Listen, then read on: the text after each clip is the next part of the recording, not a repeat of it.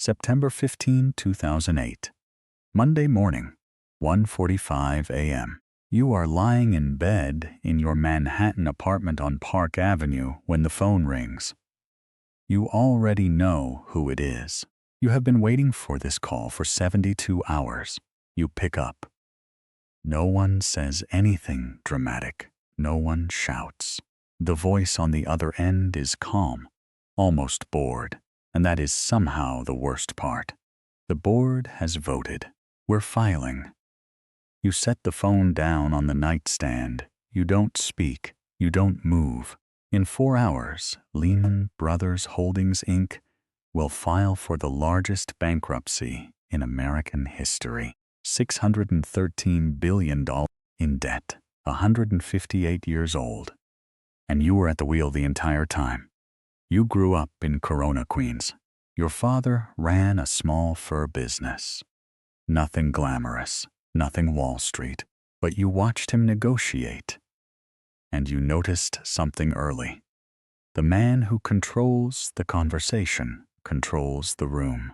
You were not the smartest student at Q Forest School. You were not the wealthiest. But you were the most aggressive. And on Wall Street, aggression is a currency all its own. You joined Lehman Brothers in 1969 as a commercial paper trader. 23 years old. You made yourself indispensable, not by being liked, but by being right. Repeatedly, loudly, without apology. By 1994, when a hostile internal takeover threatened to tear Lehman apart, you fought back. You clawed back control. And when the dust settled, you were CEO. You did not inherit the throne. You seized it. That distinction mattered to you. More than anyone around you ever fully understood. Here is what they said about you in the press. Ruthless. A gorilla. Your own nickname worn with pride. You had a punching bag installed in your office. You once told an employee that if you found them talking to a competitor, you would tear out their heart and eat it. You thought that was leadership. Maybe for a while it was. You built Lehman Brothers into the fourth largest investment bank in the United States. You did it your way, and no one told you how to run your firm. The year is 2003. The American housing market is a machine, and it is printing money. You see what your competitors see, but you see it differently. While Goldman and Morgan Stanley approach mortgage-backed securities with calculated restraint, you see an opportunity they are too timid to fully exploit. You lean in. Lehman begins acquiring mortgage lenders directly. BNC Mortgage, Aurora Loan Services. You're not just selling the product, you're manufacturing it. You are inside the factory. At the peak, Lehman is issuing $50 billion in mortgage-backed securities per year. You have built a machine inside the machine. And here is how it feels. It feels like clarity, like seeing a pattern no one else can see. The models say the housing market cannot fall nationally, not all at once, not everywhere. The math holds. You trust the math. You also trust something the math doesn't capture, your instinct, your track record, 40 years of being right when others flinched. When your risk managers start to raise concerns in 2006, you listen politely. Then you override them. The firm takes on more leverage. 30-1 at its peak. For every dollar of equity, you are borrowing 30. It is not reckless. You are certain of that. It is bold. There is a difference. There is a strategy your treasury team quietly employs called Repo 105. Every quarter, just before the books close, you temporarily move billions in toxic assets off the balance sheet. Dress the firm up, then bring them back. after the report is filed. You call it balance sheet management. You do not examine that phrase too closely. 2006. Lehman reports record profits. $4 billion. The stock hits an all-time high. You are 60 years old. You are worth $500 million. You are the longest-serving CEO on Wall Street. When you walk into a room, any room, on any floor of 745 7th Avenue, the air changes. Conversations stop mid-sentence. Junior analysts straighten their backs.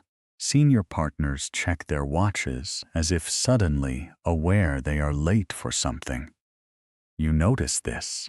You enjoy it. You earned it. Your compensation that year, $29 million. The year before, $35 million. The board doesn't question it. Why would they? The numbers are magnificent. Around this time, a senior risk officer, a woman who has been with the firm for years, writes you a memo. She is concerned about the firm's commercial real estate exposure. She believes the leverage is unsustainable. You read it. You do not respond. She will later leave the firm. There is a moment. You can pinpoint it exactly. Though you won't, not in public. When you know the machine is making noise it shouldn't, a small sound, like a gear grinding somewhere deep inside an engine that is otherwise performing perfectly. You tell yourself, all engines make noise. You tell yourself, I have heard this sound before, and I have always been right.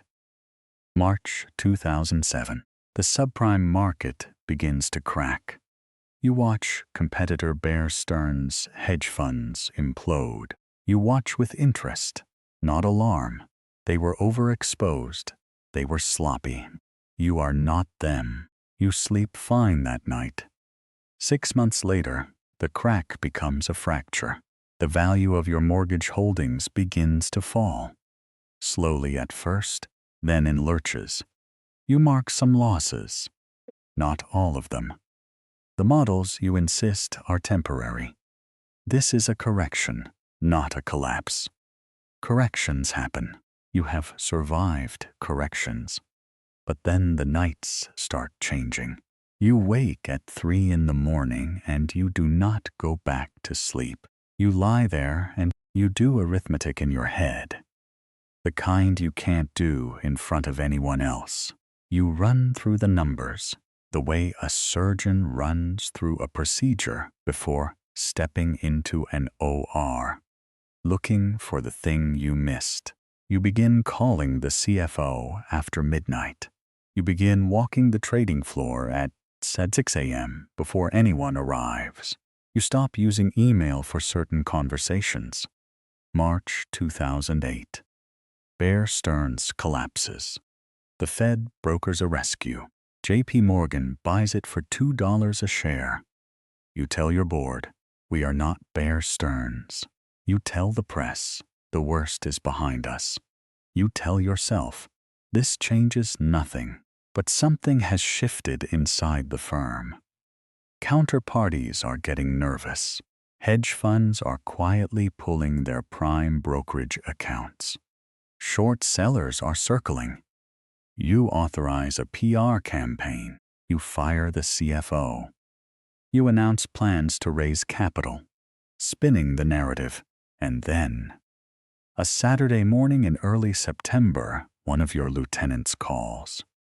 He says the number quietly, the real number, the one that hasn't been in any report. You sit down. You already knew, but hearing it out loud is different. It is finally real.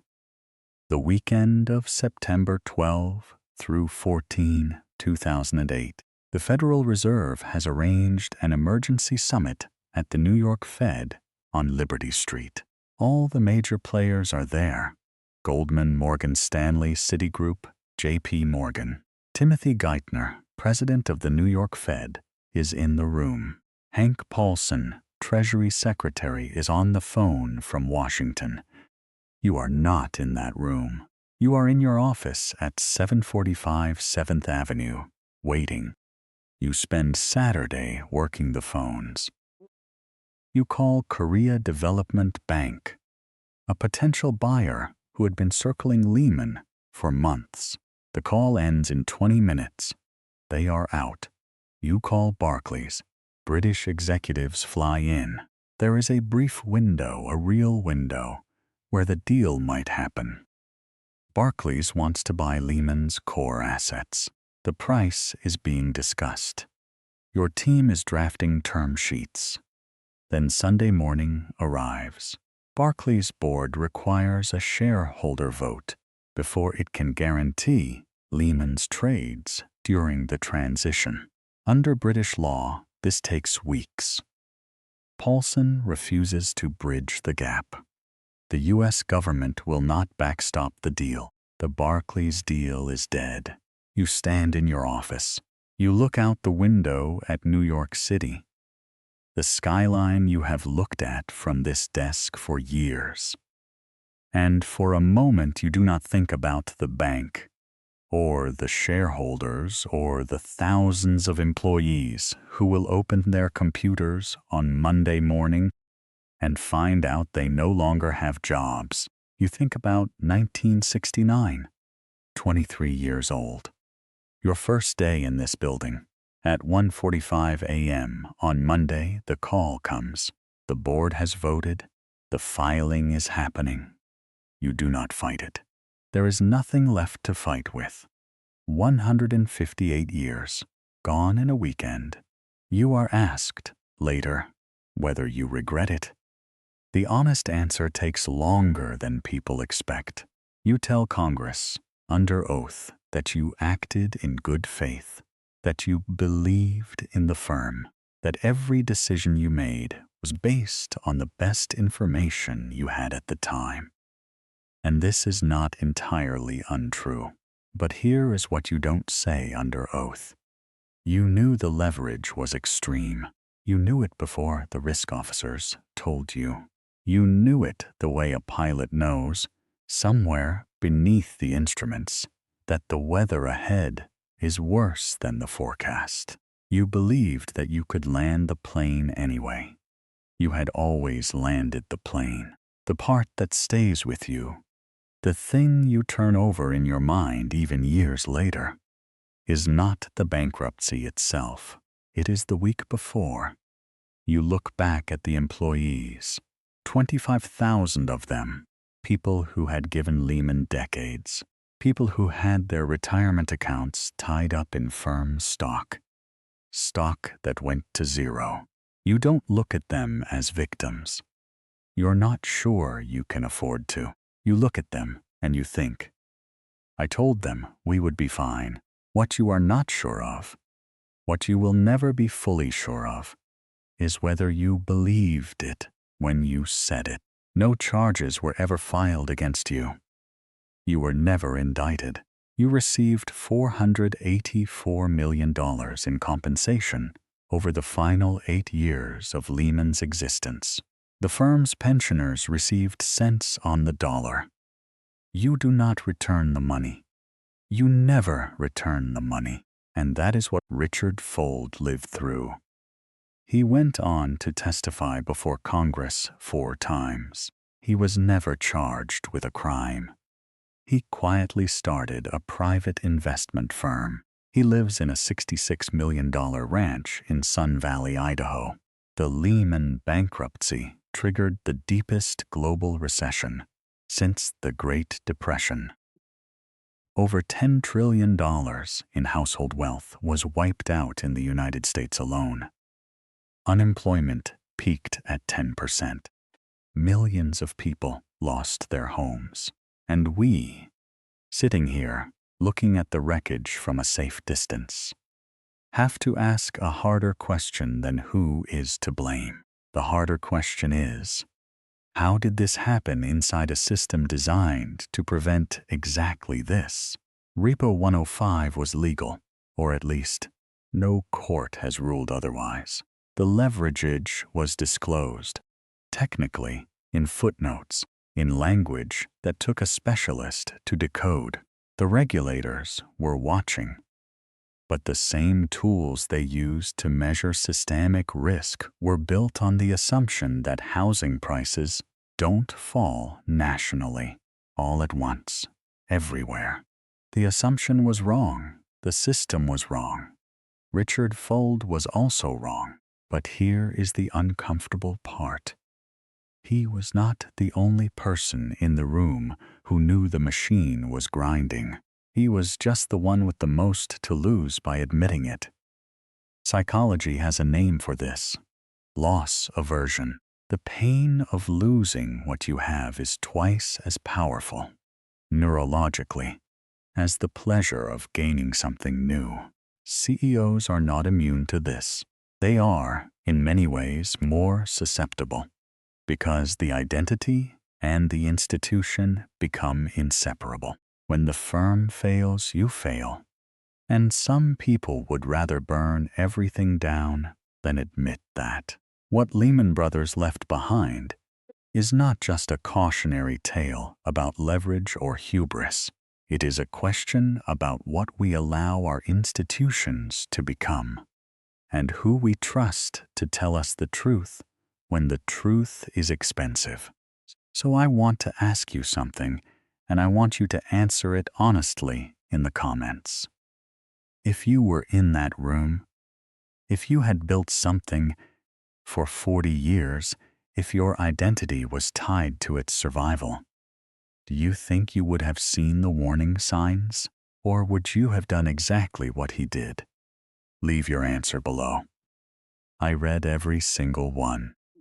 And in the next video, we're going inside another institution that told everyone it was fine, right up until it wasn't. You'll recognize the